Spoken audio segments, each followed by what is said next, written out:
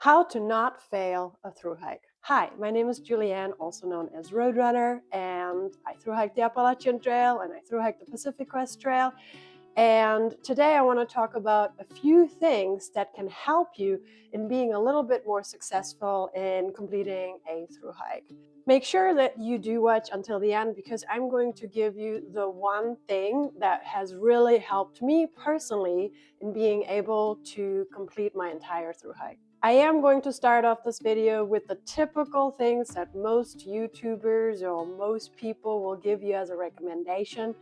And that is, first of all, if you don't have enough money, then you'll likely not be a successful thru hiker. It does cost anywhere from $1,000 to $2,000 per month to complete a thru hike.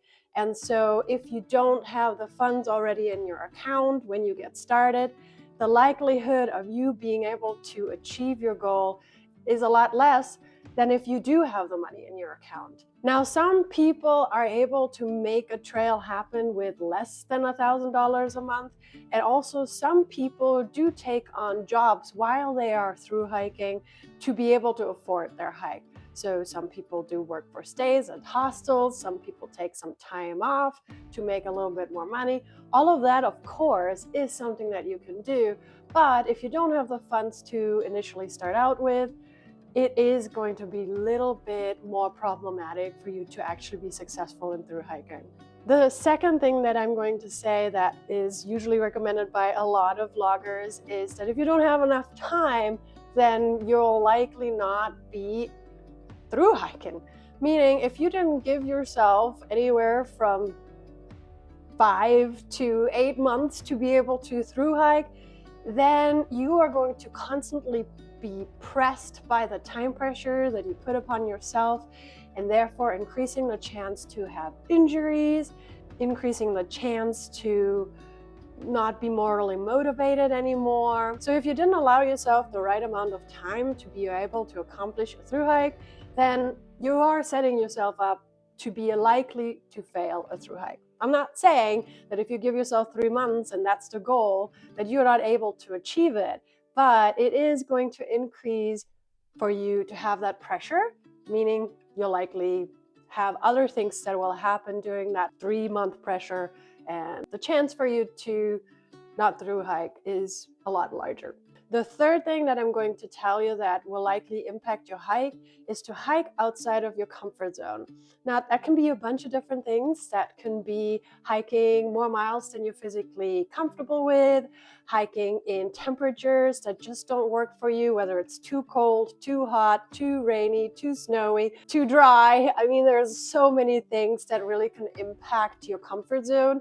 And the other thing is trying to keep up with other people, which is something that really is not necessarily a benefit for you. So if you met some people that are hiking a lot faster, a lot more miles than you, and you're trying to keep up with them, that's outside of your comfort zone, then you're likely setting yourself up for failure because you could be injuring yourself or just not feel it anymore. The same thing goes if you are hiking with people that are a lot slower than you. That's maybe not your comfort zone, and you are just every day compromising on hiking with that slower person, and eventually you're just gonna not feel it anymore. So definitely try to hike in your own comfort zone, try to find people that fit into your comfort zone, and you will be a lot more successful in being able to accomplish a thru hike. The next point is very similar to hiking outside of your comfort zone, and that is comparing yourself to others, right? So we already talked about hiking faster than you likely would want to hike or slower. And so if you start comparing yourself to others, and this happens a lot on trail, right? So we get into the shelter and then somebody's going to be, when did you start? And you say, I started March 9th. And the other person goes, oh, I started April 9th. And then you start thinking, holy crap, they started a whole month after me. And how am I doing? I am doing incredibly horrible. And you're going to get into that rabbit hole of just thinking less of yourself. And therefore, a lot of people stop hiking because they don't believe that they can accomplish anything. And so comparing yourself to others is really not a good thing to do. I know this happens a lot when people try to compare themselves to vloggers, for example, right? So they see vloggers film their journey and they're always filming happiness, right? So as a vlogger myself, I try to film as much of the negative stuff as possible, but a lot of times I don't really feel like it when I'm suffering, and sometimes it's raining, I can't get my phone out, so there might be some things that I might not show, even though I try as much as possible. So then people in the internet start seeing all these happy, smiling vloggers, and they think that your entire journey should be just shits and giggles, to be honest. And that's just not the case. The Appalachian Trail is very, very difficult. Any thru hike is extremely difficult. And so don't compare yourself to others while you're hiking, and don't compare yourself to others that you see on the internet. Enjoy your time, okay? That's really all you need to do. Do not compare yourself to others. The next thing that you may or may not have heard of before is don't quit on a bad day. And that really is true. What does that mean? So you will experience days that are absolutely atrocious. You will not feel right, the weather will be horrible, you're gonna roll your ankles all day long, there's gonna be no trail magic, you might get noro. I mean, there's so many things that could be happening to you. And the last thing you wanna do is quit on that bad day. If you ever feel like quitting, do it on a sunny, beautiful, amazing day. Because what happens is we all have horrible days, and then people quit on the bad days, and then they regret it. I mean, there are so many people that do regret having quit on a bad day. So don't be like one of those people. I remember myself finishing the Pacific Crest Trail, and I remember the last day I hiked, and I said to myself, I am so tired. I am so over this. I cannot imagine hiking any more than what I've been doing. Though I was just saying how I really don't want the PCT to be over, I am done for now, for the next few days. I finished my hike, I got to Seattle, I stayed a few days in a hospital. I stayed a few days in a hotel, and after 3 or 4 days, I was ready to go again. I was ready to keep hiking and hike more. And that's really what I recommend. Take some time off, don't quit. And you can take a week off. You can take 2 weeks off. Who says that you can't do that? You have 365 days to complete this hike. 365 days, which means you only have to hike 6 miles per day. That's all you have to do. Nobody says that you have to complete it in 4 months, 5 months, 6 months. Nobody. A thru hike is a hike you've done within 365 days according to the Appalachian Trail Conservancy. That's the only rule. You have to hike the whole thing in 365 days. Take time off. You know that you can accomplish this. Do not quit on a bad day. And before I get into the number one rule that I have for myself, I'll tell you one more thing. Another thing that you should do to really ensure that you are going to finish this hike and have a much better experience is to treat yourself.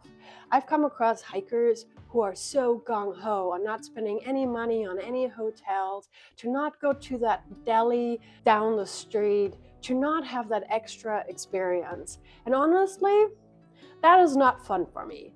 If I'm able to enjoy myself and treat myself with a hotel stay, or treat myself with a big meal, or maybe take a day or two off, this really boosts my morale. And I really highly recommend for you to be able to do that too.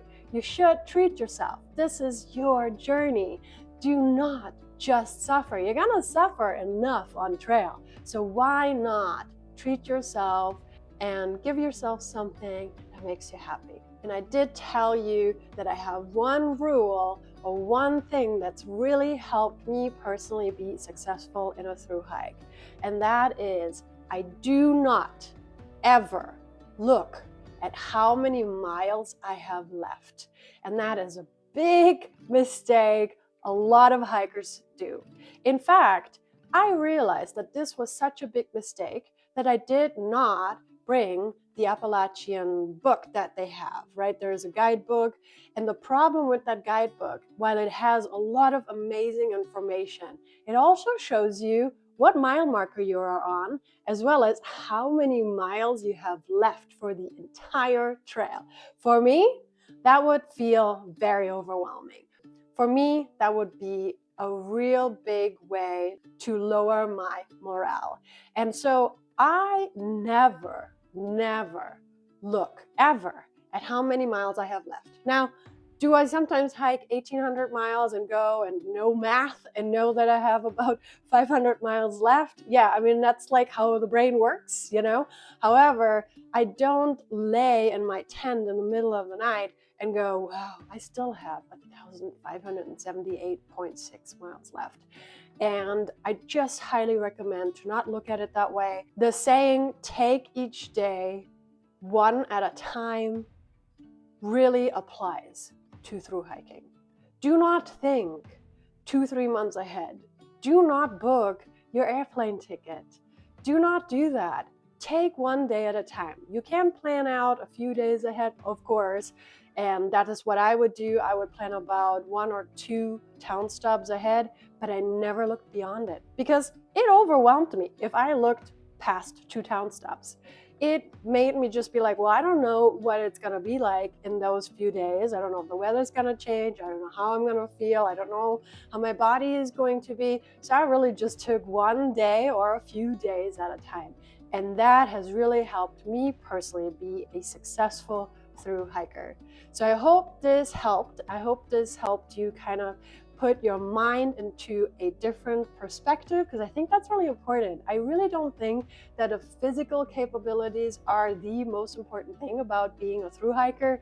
As I've said in a recent video on my Instagram, there have been a lot of hikers that went from couch to trail and became successful through hikers. I believe Dixie from Homemade Wonderlist is one of those people.